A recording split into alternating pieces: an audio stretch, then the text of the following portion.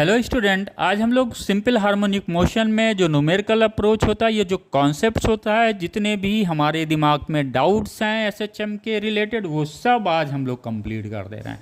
क्योंकि एसएचएम का जो सबसे बड़ी चीज़ है, हमें ये पता है एसएचएम क्या है। एक स्ट्रेट लाइन पीरियोडिक मोशंस है, यानी कोई अगर पार्टिकल या बॉडी अपने मीन पोजीशन से, मीन पोजीशंस का मतलब वो पोजीशन जिस समय वो बॉडी अपने इक्विलिब्रियम में थी, उस पोजीशन को क्या बोलते हैं? मीन पोजीशन बोलते हैं। अगर कोई बॉडी अपने मीन पोजीशन के to and fro straight line motion करता है, यानी ये मोशंस कैसा हो रहा है? पीरियोडिक मोशंस हो रहा है, लेकिन ये मोशंस कैसा? स्ट्रेट लाइन मोशंस है। तो ऐसे मोशंस को क्या बोल देंगे? Simple harmonic motion. Simple motion मतलब स्ट्रेट लाइन मोशन, इसलिए इसको सिंपल वर्ड यूज किया गया। सेकेंड, ये जो मीन पोजीशंस है बच्चों, हमेशा स्ट्रेट लाइन है, लेकिन अब यहाँ पे आपको एक इमेजिन करना पड़ेगा, कंसीडर करना पड़ेगा कि कोई सर्किल भी है और उस सर्किल का जो सेंटर है वो मीन पोजीशंस है। ये हमने एक सर्किल बना लिया, इमेजिन कर लिया, इस मीन पोजीशंस को हमने यहाँ पे लग दिया, सेंटर लिख दिया उसका, राइट। अब आइए, अगर हम ये मीन पोजीशंस है, इस पार्टिकल का जो डिस्प्लेसमेंट इस डायरेक्शन में है, हमेशा away from the mean positions होता है।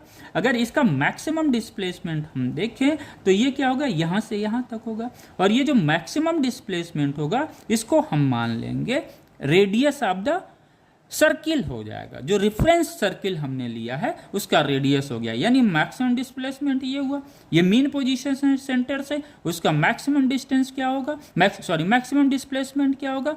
एरिया ऑफ द सर्किल होगा, तो ये एरिया हो गया। क्लियर हो गया? 2 पॉइंट। तीसरा, consider particle or a body in SHM along axis of diameter of that reference circle. ये सपोज ये स्प्रिंग है, यहाँ पे ये क्या है? स्प्रिंग इक्विलिब्रियम में है, ये इसका मीन पोजीशन हो जाएगा। कोई फोर्स लगाया गया स्प्रिंग पे, ये डिस्प्लेसमेंट मीन पोजीशन से वाई हुआ है, तो उस पर फोर्स लग रहा है, रिस्टोरिंग फोर्स, राइट। तो ये जो वाई है ये क्या है? यहाँ पे हमने डायमीटर पे ले लिया, क्योंकि जो सिंपल हार्मोनिक मोशन इसका होगा ऐसे ऐसे होगा, राइट, ऐसे ऐसे होगा मीन पोजीशन से, राइट। तो ये क्या हुआ? ये डायामीटर के अलोंग होगा, ऐसा हमने इमेजिन कर लिया, कंसीडर कर लिया, तो हमें डायामीटर का कॉन्सेप्ट क्लियर हो गया स्प्रिंग के माध्यम से, राइट। तो इस तरह से ये क्वेश्चंस आप लगा सकते हैं, जहाँ पे थीटा क्या है? थीटा है एंगुलर डिस्प्लेसमेंट है, और जब भी कहीं एंगुलर डिस्प्लेसमेंट होगा तो क्या होगा? एंगुलर वेलोसिटी भी होगी। तो ये कॉन्सेप्ट सिंपल हार्मोनिक मोशंस का बच्चों क्लियर हो गया। यानी जब भी आप स्ट्रेट लाइन एसएचएम पढ़ते हैं तो आपको एक रेफरेंस